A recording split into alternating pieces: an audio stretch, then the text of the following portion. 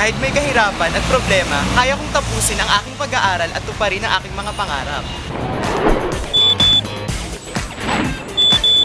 Kaya kong pangalagaan ng kalikasan sa di pagtapon ng basura sa kalsada.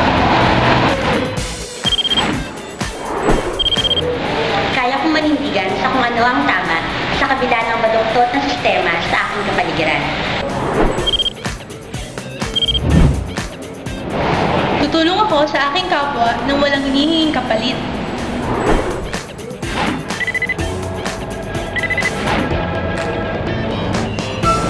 Mananalangin ako para sa aking bayan.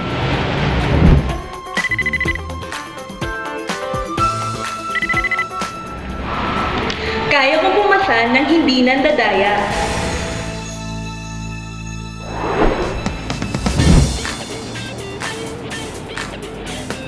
Kung kaya namin, kaya niyo rin. Dahil kung hindi tayo, sino? At kung hindi ngayon, kailan?